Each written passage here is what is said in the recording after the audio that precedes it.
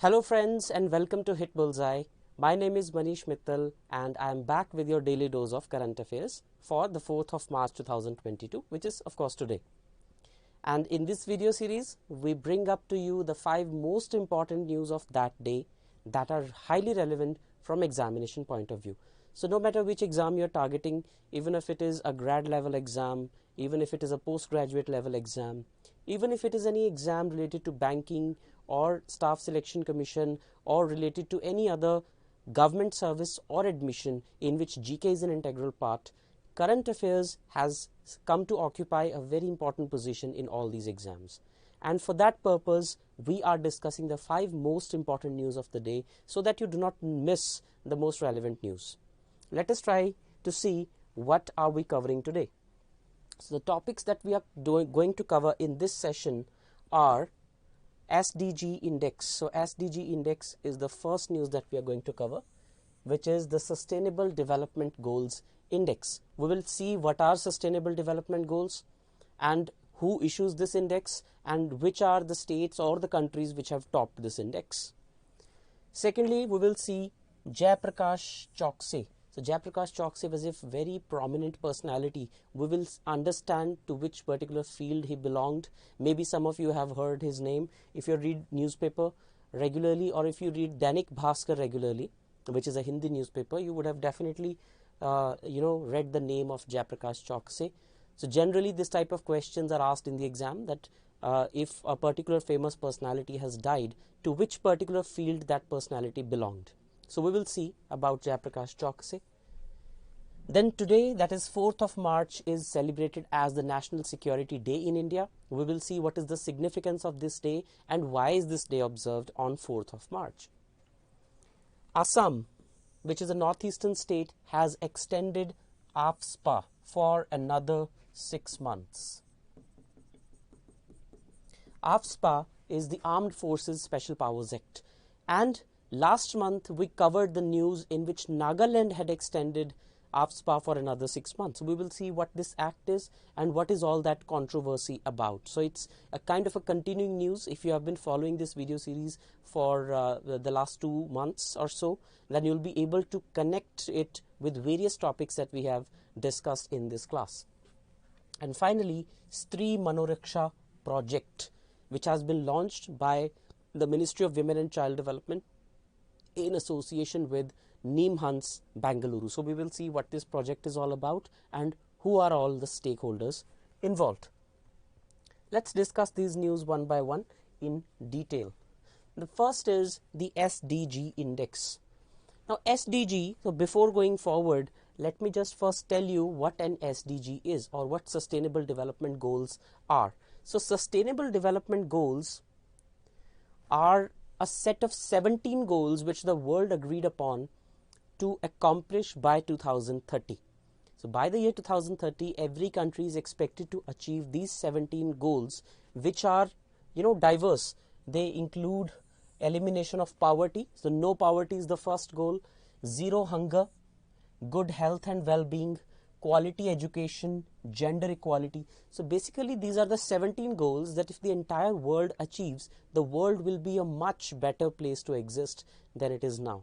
And all these are the most pressing issues in the world. You talk about education, healthcare, poverty, hunger, malnutrition, gender inequality. Then you have work and economic growth that we need to work upon. Inequalities are there. The cities are unsustainable. So to improve all these things, these are the 17 goals in which the world has broken these things down, and these are the goals that every country vows to achieve by 2030. Now to track the progress of this, to track the progress of whether a country is performing well in this aspect or not, we have a national level index as well in India, which we call the SDG India Index, and at the international level also, to judge which country is doing its share to achieve SDGs in time, this particular index is launched. So SDG Index has ranked India at 120th position, which is a very dismal position. So every year an index is issued and every country's performance is tracked on that index. So India has achieved 120th position on the SDG Index, and countries are ranked by a score out of 100, and India's score is 60.07. Last year India's rank was 117. That means India's rank has deteriorated. By 3 ranks, India has reduced its rank. That means India is not doing enough to finish or to accomplish the objectives set under the Sustainable Development Goals. So it's a indictment of India. It's a, you can say, India is not really performing well. That's what this index indicates. And so now that basically we know what this index is, let us see which countries have topped this index. If India is at the 120th position, which are all those countries which have topped it? Finland is the country which is at the top. So this is a trick also for the exams, that in most of the indices where human development is involved, or whether human capital is involved, like education, healthcare, gender equality, or per capita income, it is always the Scandinavian countries that are at the top. Scandinavian countries. So Scandinavia is a region to the north of Europe which has in total 5 countries. These are Finland, Sweden, Denmark. Other than this, there is Norway and Iceland as well. So in most such indices where human development or human capital is involved, it is always the Scandinavian countries that take the share, because in these countries the level of development is so very good that they even leave behind countries like USA. And the reason we consider USA as the most developed country in the world is because its overall economy size is the largest in the world. But it does not mean that it is the most developed country in the world. The development is measured through per capita income, and there are countries that have much better per capita income than even USA, and among those countries are the Scandinavian countries. And hence it's a trick to guess in the exam. If you have 4 options and one of those options is that of a Scandinavian country, so despite guessing blindly, you can go for a calculative guess and you can choose a Scandinavian country, and the chances of your guess going right are very high. So that is what a trick is. Next news is about Mr. Jayaprakash Chaukase. So this is his image. So Mr. Jayaprakash Chaukase was a film critic. That's why I said that to those of you who read newspaper, they must have read the film critic column of Jayaprakash Chaukase, and he was a writer in Hindi language. So he used to write for the newspaper Dainik Bhaskar. I read Dainik Bhaskar every day, so I was reading his column for the last 10 years about, and he was writing for more than 40 years. And he was one of the most famous names in the field of journalism and film criticism. Just like Mr. Vinod Dua, who also passed away a couple of months back, he was also a very prominent journalist, and he was a food critic in the newspapers and channels. But Mr. Jayaprakash Chaukase was a film critic. He even penned scripts, so he was also a script writer, and he also wrote dialogues for several films like Shayad, Qatl and Bodyguard. Right? So he also wrote scripts and dialogues for such movies, and he was also involved in writing in various television serials. But his most prominent vocation for which he was known was that of a film critic. So you need to remember his profession basically. Moving on to the next news. So today is the National Security Day.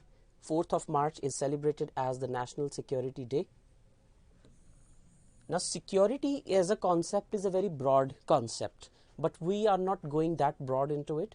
In general, the purpose of Security Day means we are honoring and we are remembering the contribution of all the security personnel in the unity and integrity of India. It may include armed forces, it may include paramilitary forces, includes policemen, security guards, every person who is playing one or the other role in maintaining and highlighting the security of India. So 4th of March is dedicated to them, also called Rashtriya Suraksha Divas, which is literally the translation of the National Security Day.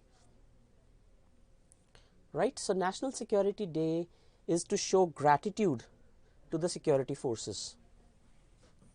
And along with this, National Security Week is also being celebrated, which is from March 4th to March 10th. So it starts today, the National Security Week. And why 4th March? On this day, on 4th March, National Security Council or NSC of India was established in 1966. National Security Council or NSC was established. Why 1966? Because in 1965 we fought a war with Pakistan, and after that, to take decisions regarding national security, this particular institutional mechanism came into being in 1966. And the first National Security Day was celebrated in 1972. So in the next 1 week, observing the National Security Week, we will have various conferences, various seminars that will honor various war veterans and other security personnel. So it is a way to pay tribute to all those people. Next, a very controversial news at that, Assam extends AFSPA. Now, what is AFSPA? AFSPA is the Armed Forces Special Powers Act. The Armed Forces Special Powers Act it is. Now, under this act, special powers are given to the armed forces. What kind of special powers? Generally, in a civilian area, the army or the armed forces play no role. They are generally concerned with the border areas or very highly disturbed areas. Now, in some disturbed areas, or the areas that I just said, the army or the military is given certain specific powers, like they can arrest anyone, they can detain anyone. In fact, they can even kill someone if that person is holding an arm, or the person is a militant or the person is a terrorist. Now, in certain areas in the northeast, there is insurgency.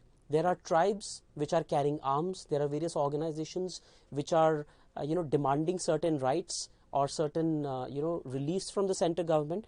And when it does not get those, relief, then they take up arms. And to tackle those people, Armed Forces Special Powers Act was enacted in the year 1958.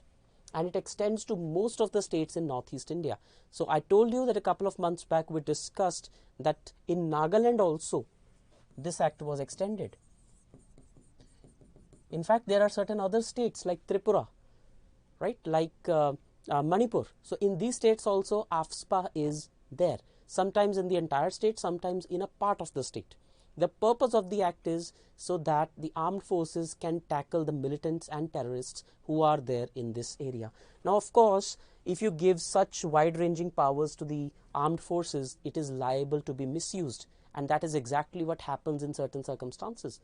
So last month, there was an ambush, or there was you can say an encounter. The armed forces in Nagaland had an intelligence warning or an intelligence input that certain militants are traveling through a particular way. So the armed forces laid a trap, and when a jeep arrived at that place, which was carrying some 13 or 14 people, the armed forces killed all of them by firing upon them. Later on, it was found that they were not militants, they were civilians. Now, due to such intelligence failures or due to such operational failures, the army and the armed forces receive a lot of hate and a lot of ridicule from the people and the human rights organizations. And that is why it is a very controversial provision, and many civil rights organizations have demanded the repeal of AFSPA for quite some time now. So many people say that the problem of militancy is largely over in the Northeast, but the government refuses to believe that and keeps extending the AFSPA in these states every 6 months. So initially, the act was known as the Assam Disturbed Area Act, and it was passed in 1955. Later on, it was made into AFSPA in 1958. And this act gives free hand to some extent to the army, and of course, AFSPA came in 1958, and it is extended every 6 months since then to tackle the problem of militancy in the Northeast. In fact, this act also extends in the Jammu and Kashmir, and it has played a role in tackling militants in Jammu and Kashmir. Right? But of course, it leads to human rights violations as well. Then the Stree Manoraksha Project. Now, Stree Manoraksha, Stree of course means women, and Manoraksha means to protect the psyche of women. Now, how do you protect the psyche of women? Perhaps due to certain violent incidents, or due to domestic violence, or due to abusive relationships, or due to trauma after coming out of a particular crime like rape or sexual assault, women need specific psychological care that should be provided to them, and for that this initiative has been started by the Ministry of Women and Child Development and NIMHANS, which is the National Institute of Mental Health and Neurosciences. So NIMHANS, National Institute of Mental Health and Neurosciences, in association with Ministry of Women and Child Development, Government of India, have launched this particular initiative in which training and supervision will be provided for psychosocial and mental health care. Psychosocial and mental health care as one-stop center to support women facing violence. So one-stop centers will be developed where women can go and seek psychological treatment or psychiatric treatment so that they can come easily out of the trauma. So this is what the vision is, and the stakeholders of course involved are the NIMHANS Bengaluru, the Ministry of Women and Child Development under Government of India, and the goal is to improve women's mental health. This is in short what this entire program is about, and under this the one-stop centers will be developed in various places, and it will help those who have experienced violence and distress with compassion and care. So since NIMHANS and Ministry of Women and Child Development is involved, it is indeed talking about women's welfare, and that too in the area of mental health. Right. So this is what this Stree Manoraksha project is all about. Right. So that is all for this particular session. If you like this session, if you think that the news were really valuable and they were worth your time, please give this video a thumbs up. Also subscribe to the channel and hit the bell icon so that you receive the notifications of these videos every day. If you have any suggestion also, please let us know in the comment section, and do check out the description in which there are links to the website of HitBullsEye. Thank you so much and see you tomorrow.